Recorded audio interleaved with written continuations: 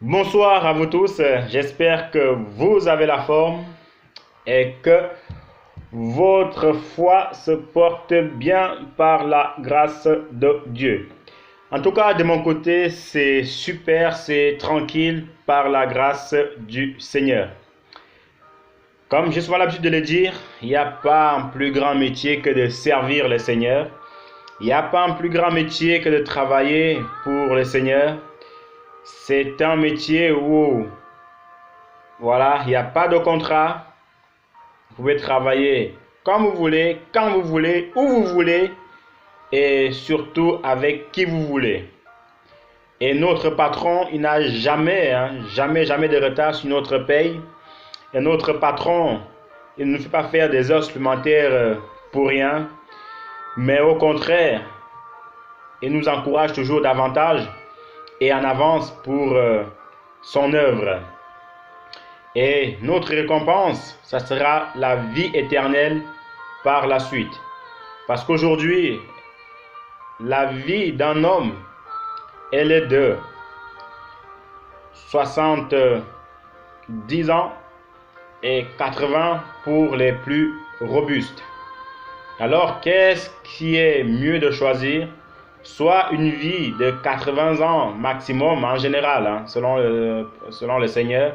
Et nous savons tous que le Seigneur a toujours raison. Donc, qu'est-ce qui est plus important de vivre 80 ans dans ce monde et d'aller en enfer? Ou plutôt de se dire pendant ces 80 ans-là ou pendant ces 50 ans-là sur terre, je vais tout donner, je vais travailler pour le Seigneur, je vais aller avec force et véhémence pour que même après ma mort, je puisse hériter de la vie éternelle. En tout cas, c'est ce que je vous souhaite pleinement, avoir droit à la vie éternelle, avoir droit à cette vie-là où on n'aura plus faim, on n'aura plus soif, il n'y aura plus de souffrance, puisque les choses de ce monde seront passées. Tu t'en rends compte, une vie où il n'y a pas de chômage, aïe, une vie où tu ne pleures plus, c'est super. Une vie où il n'y a plus de dettes, une vie où tu n'as plus d'impôts à payer chaque année, une vie où tu n'as plus de loyer à payer, une vie où tu n'as plus de courses à faire. Qui n'aimerait pas ce genre de vie? Donc, tu as déjà ta réponse. Donc, ce que le Seigneur t'encourage, c'est que tu tiennes bon dans la foi, même si tu n'es pas encore converti et tu regardes cette vidéo. Écoute, mon but à moi, ce n'est pas de te parler de la religion. Je m'en fous complètement de la religion. Ce n'est pas mon souci, la religion. Mais ce que je veux te faire transmettre au travers de cette vidéo, c'est qu'il y a quelqu'un qui s'appelle Jésus-Christ de Nazareth, qui est venu mourir pour toi, qui veut ton bien et qui veut que, à la fin de tes jours, tu puisses manger à la table des rois, tu puisses jouir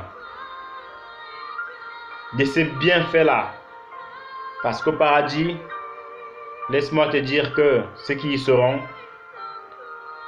vont se dire, j'aurais dû continuer à servir le Seigneur, j'aurais dû encore m'arracher pour faire son œuvre, j'aurais dû encore prier encore davantage, évangéliser encore davantage. Évangéliser, ça veut dire parler de Dieu tout simplement. J'aurais dû encore continuer à lire ma Bible. Parce que tu vois, ce qui se passe, c'est que c'est ceux qui vont beaucoup faire pour le Seigneur dans ce monde. Ils seront récompensés en fonction de leur travail. Raison pour laquelle je t'encourage vivement à travailler d'arrache-pied, à travailler avec force et véhémence pour le Seigneur. Salomon pourra dire dans Ecclésiaste 9:10 que tout ce que tu trouves à faire, fais-le avec la force que tu as. Donc si tu trouves à faire l'œuvre du Seigneur, fais-la avec la force que tu as et tu verras que tu ne seras pas déçu. Je ne suis pas en train de te parler des gens qui disent si Dieu existe, pourquoi il y a ci, pourquoi il y a ça, si Dieu existe. Ce n'est pas vraiment le sujet. Le sujet, c'est que toi, tu as besoin de ce Dieu-là. Tu as besoin de ce Dieu-là. Et ce n'est pas à lui de te rendre compte, mais c'est à toi de lui rendre compte. C'est comme si, par exemple,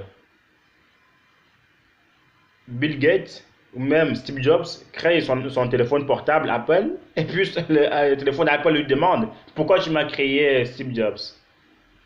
Non, non, c'est pas comme ça que ça se passe. C'est à la créature de rendre des comptes au créateur et non au créateur de rendre des comptes à la créature. C'est comme si ton fils, si tu en as, te demande des comptes, que papa, pourquoi tu as fait ça? Pourquoi tu as fait ça? Quelle impolitesse! Ce n'est pas comme ça que ça se passe. Donc, voilà un peu, cher ami, ou voilà un peu, mon frère, ma soeur, quelques encouragements. C'est que c'est dur pour tout le monde. Ne crois pas que parce qu'on prêche la parole de Dieu, parce qu'on se met devant la caméra, on est peut-être bien habillé et tout ça, qu'on essaie de bien se coiffer, qu'on n'a pas de soucis. Détrompe-toi. Peut-être on en a plus que toi. Parce que toi, tu n'as pas ce souci-là de faire des vidéos. Toi, tu n'as pas ce souci-là de lire la Bible pour faire des vidéos. Détrompe-toi, nous en avons tous ces soucis-là. Mais le problème qu'il y a là, c'est que sur qui tu te confies quand tu as des soucis? Tu te confies-tu sur la cigarette quand tu as des soucis? Sur le vin quand tu as des soucis? Ou est-ce que tu te confies au Seigneur? Une fois de plus, je te conseillerais de te confier au Seigneur et non à la cigarette, parce que la cigarette, certes, ça va te calmer pour 2 minutes, 1 heure, mais le Seigneur, lui, va te calmer pour de bon.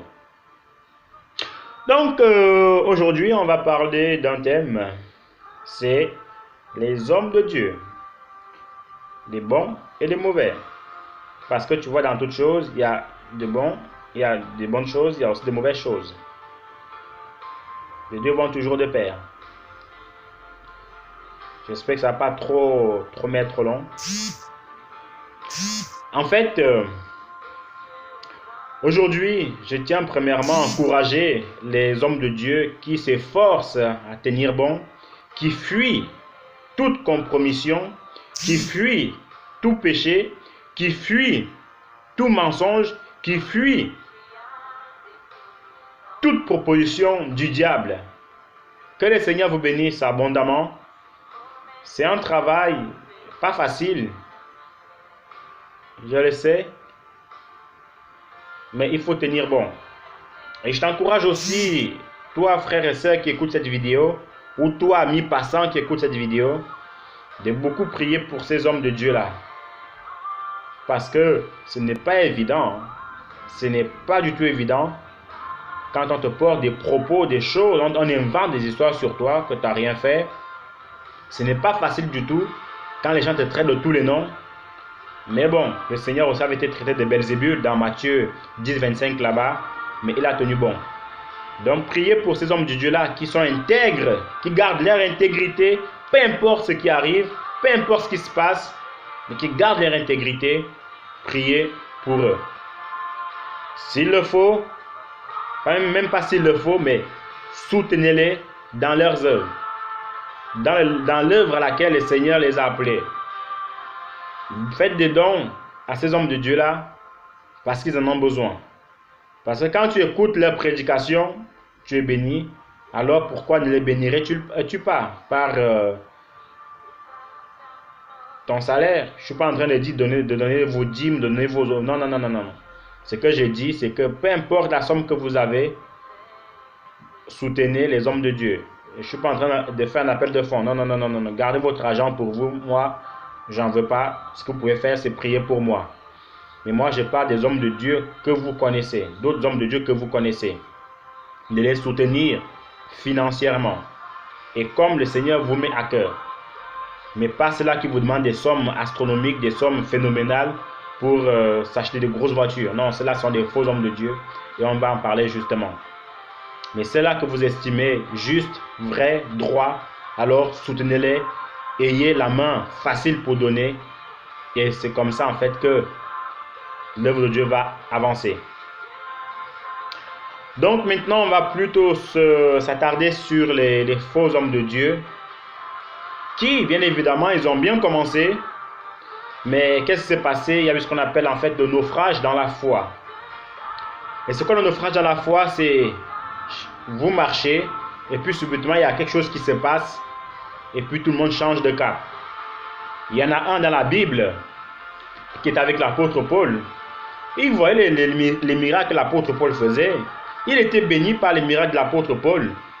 Mais durant un séminaire, durant un voyage, le gars a décidé de prendre une autre route que de continuer à marcher avec le Seigneur. Cet homme s'appelle Démas. L'apôtre Paul dira à Timothée que « Car Démas m'a abandonné pour l'amour du siècle présent. Il est parti pour Thessalonique, Tite en Galatie. Quand tu viendras, apporte-moi le manteau que j'ai laissé chez Troas, les livres, ainsi que les parchemins. » Donc au travers de cela, on voit vraiment que la marche spirituelle, ce n'est pas évident, mais il faut tenir bon. Le Seigneur va nous aider, le Seigneur va vous aider, mais il faut seulement en fait tenir bon. Donc ces faux hommes de Dieu là, c'est des gens en fait qui ont très bien commencé, mais parce qu'ils ont vu les choses que le diable leur proposait, alors ils sont détournés. En fait, ils font encore semblant d'être avec le Seigneur, mais au fond d'eux-mêmes, au fond de leur conscience, ils savent qu'ils ont dévié. Ils ne vous le diront pas, mais c'est à vous, c'est à nous d'avoir le discernement nécessaire pour savoir que celui-ci, c'est pas tout, mais il n'est plus de Dieu. Donc, c'est aussi des hommes qui font faire du n'importe quoi aux chrétiens. Certainement, vous le savez déjà qu'aujourd'hui, on a des faux hommes de Dieu qui font manger de l'herbe aux chrétiens, comme si des chrétiens étaient des vaches, comme si des chrétiens étaient des animaux, comme si des chrétiens étaient des moutons pour aller brouter de l'herbe. Ce qui est assez catastrophique, il faut le dire ainsi. Et ce qui est encore plus bizarre, c'est que les chrétiens aussi courent pour aller brouter cette herbe-là, à croire que nous sommes vraiment des animaux, à croire que nous sommes vraiment en fait des vaches. Mais quel mensonge! Il y en a encore même d'autres qui font des délivrances bizarres, très très bizarres. C'est-à-dire quoi? C'est-à-dire que des faux hommes de Dieu touchent des parties intimes des femmes, soi-disant en fait il faut leur faire des délivrances. Mais ma soeur, mais tu t'en rends pas compte? Tu as vu ça où dans la Bible que Jésus-Christ est en train de faire la délivrance à Marie de Magdala ou à Marthe et lui touche des parties intimes? Mais tu as vu ça où? Mais ouvre tes yeux. Ouvre tes yeux. On dit souvent que dans mon langage que Ngemis menendim il me l'homme que menendon me boucher. En gros, ça veut dire quoi? Si tes yeux n'arrivent plus à voir, est-ce que tes oreilles sont bouchées? Donc, en gros, pour comprendre que tu n'arrives vraiment pas à voir ce qui se passe, mais est-ce que tu n'as pas entendu dans la Bible qu'il y aura des faux? Tu vois un peu? Mais comment, du coup, toi, en tant que servant de l'Éternel ou fille d'Abraham, même toi, païen, dans ta conscience, un autre homme qui se dit homme de Dieu, bien évidemment, touche tes parties intimes pour te faire la délivrance. Mais quelle délivrance? En fait, il est en train de te transmettre les démons, plus de démons encore. D'autres encore qui vont jusqu'à embrasser des femmes et qui disent que ce sont des délivrances. Déjà, ça c'est dégoûtant, tu te rends compte? Disons qu'il a 10 femmes à délivrer.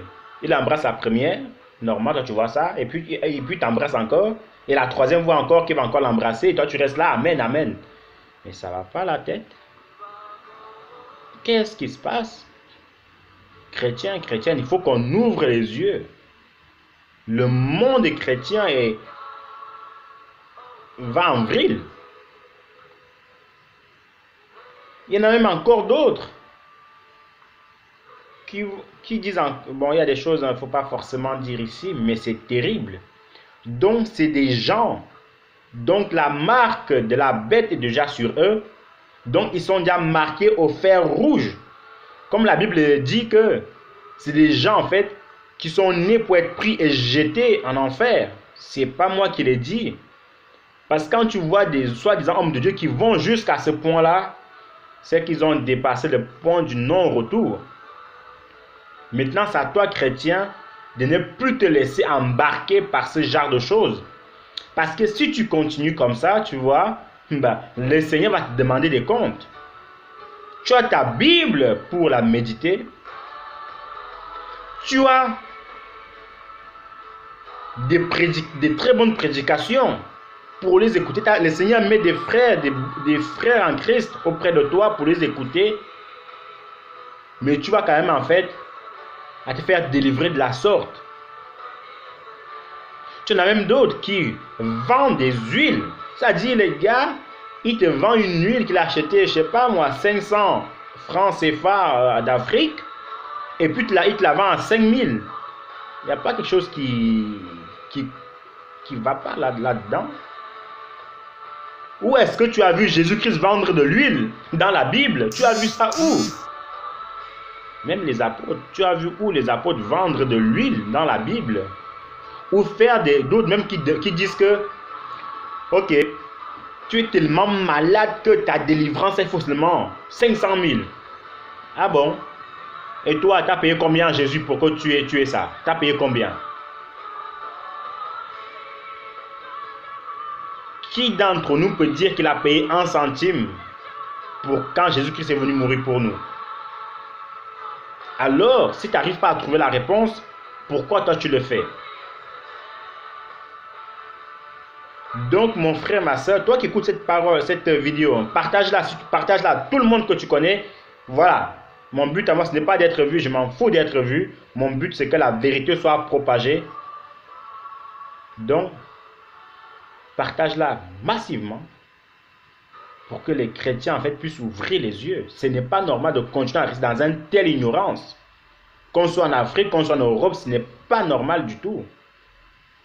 Tout ce qu'on vous demande et qui n'est pas biblique, ne le faites pas. D'autres qui vont encore jusqu'à dire que j'ai une révélation pour toi, mais avant que je te la donne, il faut que tu me donnes de l'argent. Tu as vu ça où? Jésus-Christ a-t-il demandé un centime à quelqu'un pour donner une délivrance? Les apôtres ont-ils demandé quelque chose à quelqu'un pour donner en fait une parole de connaissance? Donc vous devez savoir que c'est des faux, des loups qui ont infiltré la bergerie. Ils ne sont pas là pour rigoler, ils ne sont pas là pour blaguer, ils sont là pour dérober, égorger et détruire comme leur père, le diable. Mais toi, ton côté, tu dois fuir ces choses-là. Tout simplement. Il faut que tu sauves ton âme. Voilà pourquoi beaucoup sont ruinés. Voilà pourquoi beaucoup sont déçus des faux hommes de Dieu. Ce n'est pas des hommes de Dieu, excusez-moi. Ce n'est pas des hommes de Dieu. C'est des gens qui ont fait allégeance à Satan. Et puis, sans même que vous le sachiez, ils vous entraînent. Donc, arrête d'accuser le Seigneur, que le Seigneur, Dieu n'a rien à voir là-dedans. C'est toi qui ne lisais pas ta Bible. Dieu n'a rien à voir là-dedans. C'est toi qui ne t'es pas assez informé. Pas qu'il n'y avait pas l'information, mais c'est toi qui n'es pas allé à la source. Même c'est toi qui n'as pas voulu écouter le Seigneur quand il te parlait. Que médite cette Bible jour et nuit pour agir fidèlement selon tout ce qui est écrit. D'après Josué 1:8 là-bas. Donc, mon frère, ma soeur, sache que les temps sont durs, c'est vrai. Mais confie-toi au Seigneur. Arrête de courir d'homme de Dieu en homme de Dieu. Reste confiant au Seigneur.